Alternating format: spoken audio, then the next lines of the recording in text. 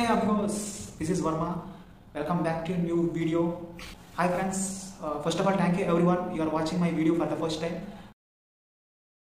నేను యాక్చువల్గా last year వెళ్ళాను. అది కూడా నేను అక్టోబర్లో 2022లో నేను వెళ్ళడం జరిగింది. అన్ఎక్స్పెక్టెడ్ జర్నీ తక్కువలో కంప్లీట్ చేశాను. అది కూడా నేను జస్ట్ 1000 రూపీస్తోనే కంప్లీట్ చేశాను.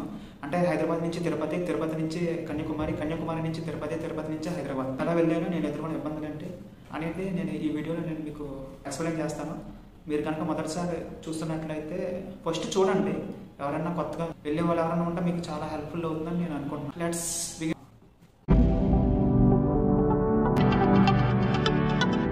హే guys, welcome back to new video. Present right now నేను సికింద్రాబాద్ స్టేషన్ దగ్గర ఉన్నాను. నాకు ఫుల్గా ఆకలి వేసింది. నాకు స్టేషన్ దగ్గరే మీకు వెజ్ బిర్యానీ ఉంటుంది, 10 రూపీసే. అది తిన్న తర్వాత నేను లోపలికి వెళ్ళాను. అక్కడ నేను టికెట్ తీసుకున్నాను, జనరల్ టికెట్. అది తిరుపతి స్పెషల్ ట్రైన్ టికెట్ తీసుకున్నాను. ఈ ట్రైన్ ఎగ్జాక్ట్లీ 10:30కి వచ్చింది ట్రైను. ఆల్రెడీ నేను ఎక్కేసాను. కాకపోతే ఈ ట్రైన్ వచ్చేసి సికింద్రాబాద్ నుంచి స్టార్ట్ అవుతుందన్నమాట. అంటే సికింద్రాబాద్ నుంచి తిరుపతి వెళ్తుంది. మీరు గుర్తుపెట్టుకోండి, ఎప్పుడైనా సరే ఎక్కడి నుంచి స్టార్ట్ అవుతుందో అక్కడే మీకు కొంచెం రష్ అనేది తక్కువ ఉంటుంది. మధ్య మధ్యలో స్టేషన్స్ ఉంటాయి కదా, ఆ స్టేషన్లో కనుక ఎక్కితే కొంచెం రష్ అనేది ఫుల్ అయిపోతారు. అసలు జనరల్ అనేది అసలు ఖాళీ ఉండదు. చాలా ఎక్కువ మంది జనం వచ్చేస్తూ ఉంటారు గుంపులుగా. నా టైం బాగుంది ఏంటో కానీ ఆ రోజు అసలు జనం లేరు. కానీ అక్కడ సీట్లు కూడా చాలా ఖాళీగా ఉన్నాయి. నా టైం బాగుంది. నైట్ కూడా నిద్ర కూడా పర్లేదు, బాగానే పట్టింది. అక్కడ నుంచి మళ్ళీ తర్వాత స్టేషన్స్లో కొంచెం జనం మాత్రం చాలా ఫుల్గా అయ్యారు. మళ్ళీ తర్వాత నెక్స్ట్ డే అనమాట. నేను హాస్టల్లో ఉండేవాడిని. నేను హాస్టల్లో ఉండి కొంచెం లోన్లీగా ఫీల్ అయ్యాను, బోర్ కొట్టేసింది. ఎక్కడికైనా దూరం వెళ్దాం అనిపించింది. కాకపోతే నా జేబులో కూడా డబ్బులు లేవు. నా దగ్గర ఒక 1000 రూపాయలు ఉన్నాయి ఎగ్జాక్ట్లీ. అది కాక మా ఫ్రెండ్ అడిగాను ఒక 400 ఎంతో. సరే ఎక్కడికైనా లాంగ్ ట్రిప్ వెళ్ళాలి, అది కూడా జనరల్లో వెళ్ళాలి, అది కూడా బడ్జెట్లో అనుకుని నేను బయలుదేరాను. నేను సికింద్రాబాద్కి వెళ్ళిపోయాను. మళ్ళీ అక్కడ నేను చాలాసేపు ఉన్నాను. అసలు అంటే ఆల్రెడీ ముందరే చేరిపోయాను. అక్కడి నుంచి అలా ఏం చేయాలో ఏంటో ఏమీ ఆలోచించలేదు. సరే ఎలాగన్నా వెళ్ళాలి, కన్యాకుమారి వెళ్దామని నేను ఫిక్స్ అయ్యాను. కాకపోతే నాకు టికెట్ ప్రైస్ అనేది ఎంతో నాకు సరిగ్గా ఐడియా లేదు.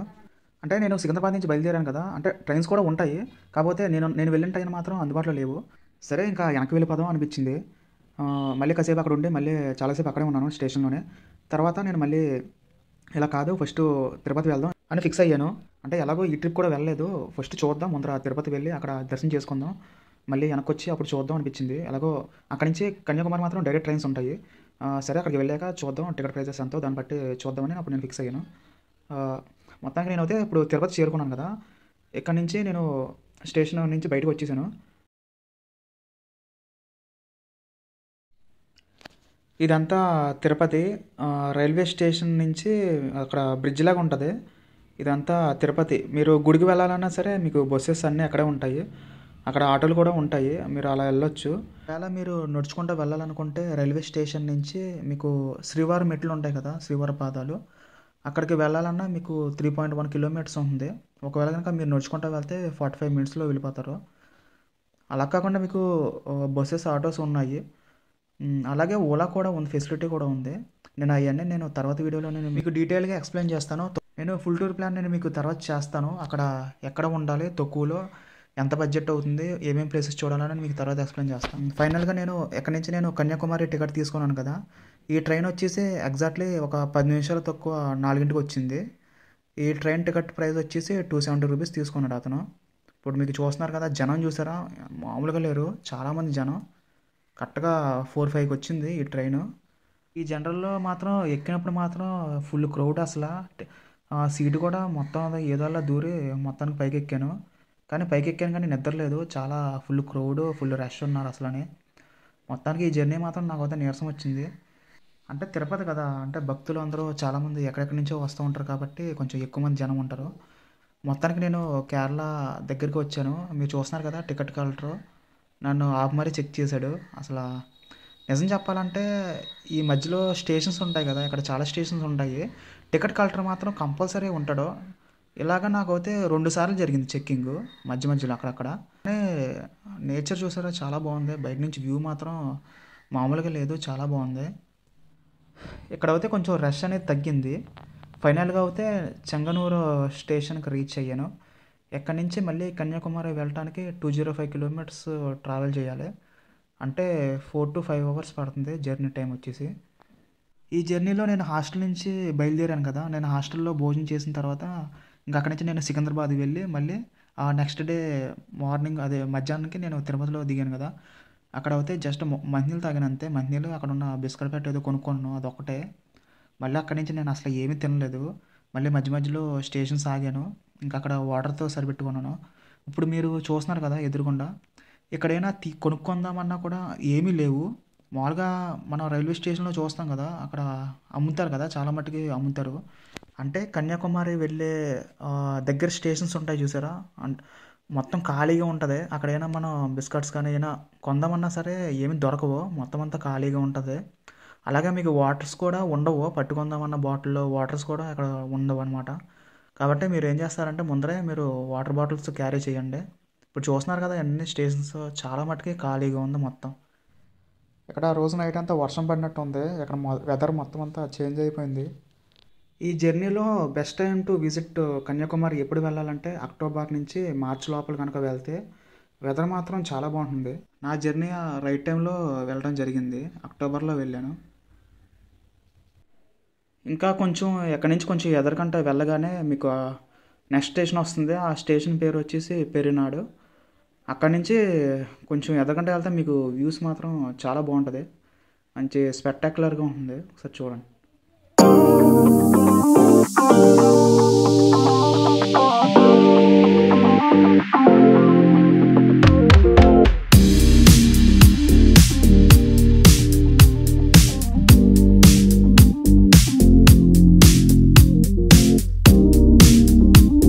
ఈ జర్నీ మాత్రం వన్ డే మాత్రం కంపల్సరీ పడుతుంది.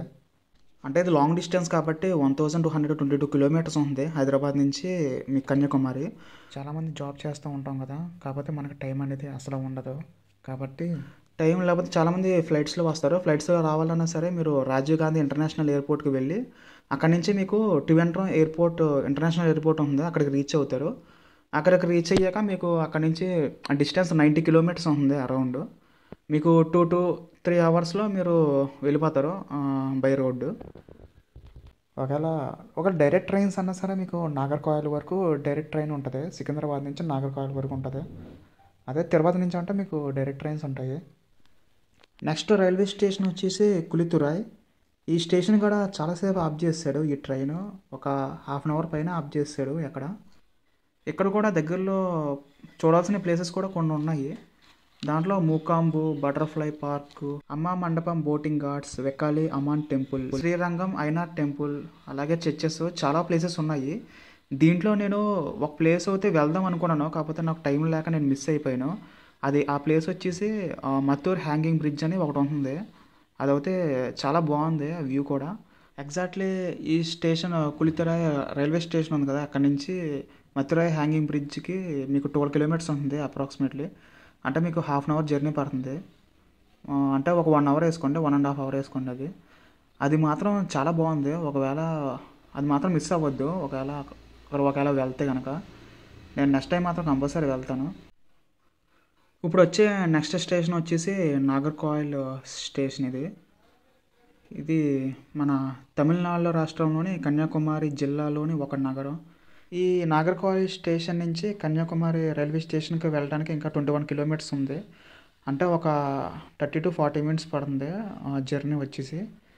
మీరు ఆల్రెడీ ఒకటి అబ్జర్వ్ చేస్తారో లేదో, ఇప్పుడు దాకా మీరు కొన్ని స్టేషన్ చూసారు కదా, అక్కడ అసలు ఎక్కడా లేవు. మన అయినా తిందామన్నా అయినా తాగడామన్నా అసలు షాప్స్ కానీ అసలు ఏమీ లేవు కదా. మీకు ఈ జర్నీలో మాత్రం నాగర్కోయిల్ స్టేషన్లోనే మీకు అన్నీ దొరుకుతాయి. ఎక్కడే మీకు దొరికి మాత్రం అన్నీ ఎక్కడే దొరుకుతాయి. ఈ స్టేషన్లో ఒక 10 to 15 మినిట్స్ మాత్రం ఆపుతాడు ఈ స్టేషన్లో అయితే. ఇక్కడ కూడా చూడవలసిన ప్లేసెస్ కూడా చాలా ఉన్నాయి. దీంట్లో మేజర్ అట్రాక్షన్ వచ్చేసి తిరుపరప్పు ఫాల్స్ అనే ఒకటి ఉంటుంది. అది కూడా చాలా బాగుంది, బ్యూటిఫుల్ ప్లేస్ అది. అలాగే వన తిరుపతి, నాగరాజ టెంపుల్, ఉల్కవి, అరవి వాటర్ ఫాల్స్, ఇంకా కొన్ని ప్లేసెస్ ఉన్నాయి. నేనైతే ఈ జర్నీలో అయితే నేను మధ్యాహ్నం కల్లా చేరిపోయాను. నేను జర్నీ అయితే ఒకవేళ ఫర్ సపోజ్ మీరు కనుక ట్రావెల్ చేసినప్పుడు మీకు లేట్ అయిపోయింది అంటే మీకు నైట్ అయిపోయింది అనుకోండి, ఒకవేళ నాగర్కోయిల్ కనుక స్టేషన్కి మీరు చేరుకుంటే మీరు ఏం చేస్తారంటే ఎక్కడే స్టే చేయండి. ఎక్కడే మీకు తక్కువ బడ్జెట్లో హోటల్స్, రూమ్స్ కూడా అందుబాటులో ఉంటాయి. నా బెస్ట్ సజెషన్. ఎందుకంటే నేను ఒక ఇన్సిడెంట్ అనేది నేను ఫేస్ చేశాను. అదేమిటంటే కన్యాకుమారిలోని ఒక అతను ఎవరో చనిపోయాడంట, ఉరేసుకొని ఒక రూమ్లో చనిపోయాడంట. దానివల్ల సింగిల్కి పర్సన్స్కి రూమ్ ఇవ్వట్లేదంట. అక్కడ వాళ్ళు నాకు చెప్పారు. నాకు నా దగ్గర అయినా ఒకవేళ తీసుకుందామన్నా సరే నా దగ్గర సఫిషియెంట్ ఫండ్స్ అంటే మనీ తక్కువ ఉన్నాయి కదా, నాది బడ్జెట్ ట్రావెలింగ్ కాబట్టి నేను అసలు ఆ రోజు నైట్ అంతా నిద్రలేదు, నేను మేలుకొని ఉన్నాను. జస్ట్ ఒక 2 to 3 అవర్స్, అది కూడా నేను రైల్వే స్టేషన్లోనే స్టే చేశాను.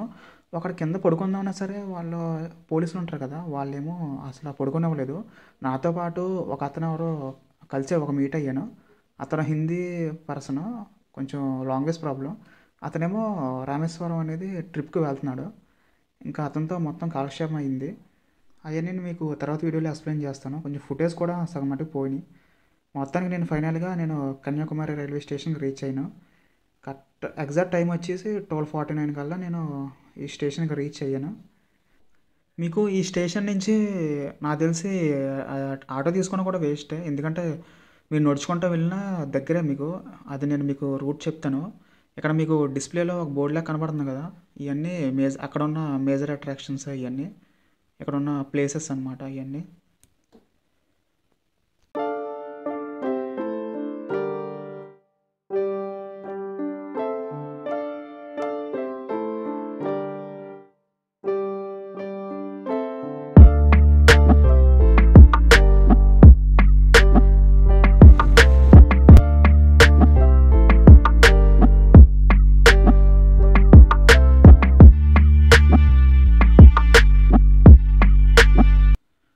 ఇదంతా కన్యాకుమారి రైల్వే స్టేషను.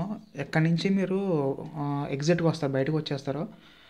బయటికి రాగానే మీకు అక్కడ ఆటోలు ఉంటాయి అన్నమాట. అంటే ఈ స్టేషన్ బయట ఆటోస్ అనేవి ఉంటాయి.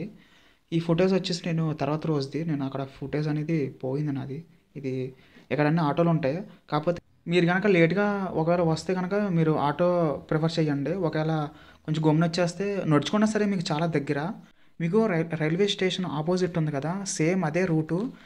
స్ట్రైట్గా వెళ్ళి అక్కడి నుంచి మీరు రైట్ సైడ్కి వెళ్ళండి. రైట్ సైడ్ స్ట్రైట్గా వెళ్ళిపోతే సరిపోతుంది. స్ట్రైట్గా మళ్ళీ ఆ చివరికంట మీకు జంక్షన్ ఒకటి ఉంటుంది, అక్కడ దిగితే మీకు సరిపోతుంది. మీకు అన్నీ దగ్గర అన్నీ ఉంటాయి. నాకు అక్కడ కపుల్స్ అని 2 ఉన్నారు, వాళ్ళు నాకు పరిచయం అయ్యారు. మొత్తం నా డబ్బులు కూడా పాపం వాళ్ళే పెట్టుకున్నారు. నేను వాళ్ళ ద్వారా అక్కడికి వెళ్ళిపోయాను, ఎగ్జాక్ట్లీ ఆటో అతను ఎక్కడే దింపేశాడు. అంటే నేను కపుల్స్తో వచ్చాను కదా, వాళ్ళు కొంచెం అక్కడ మీకు హోటల్లోనే బోర్డు కనపడింది కదా, అక్కడ వరకు వెళ్తారు వాళ్ళు. నన్ను ఎక్కడే డ్రాప్ చేశారు. ఇక్కడి నుంచి నేను ఏం చేశానంటే, ఇక్కడి నుంచి కొంచెం దూరం వరకు ఎదరకంటూ నడుచుకుంటూ వెళ్ళాను. అంతా ఒక 5 minutes అంతా పడుతుంది. మళ్ళీ అక్కడి నుంచి మీకు జంక్షన్ అనేది కనపడుతుంది కదా, మీకు స్ట్రైట్గా కనపడుతుంది కదా, కొంచెం ఎదరకంట వెళ్ళాక మీకు ఒక స్టాట్యూ కనపడుతుంది కదా, అది స్టాట్యూ దాటాక కొంచెం ఎదరకంట వెళ్ళాక మీకు లెఫ్ట్ సైడ్, మీకు ఈ లెఫ్ట్ తిరగగానే మీరు ఇక్కడి నుంచి మీరు స్ట్రైట్గా వెళ్ళాలి. అలా వెళ్ళి మీకు లెఫ్ట్ సైడ్ తిరగగానే మీకు వివేకానంద రాక్ మెమోరియల్ వెళ్ళే దారి. అది నేను మీకు తర్వాత వీడియోలో మీకు పూర్తిగా చూపిస్తాను.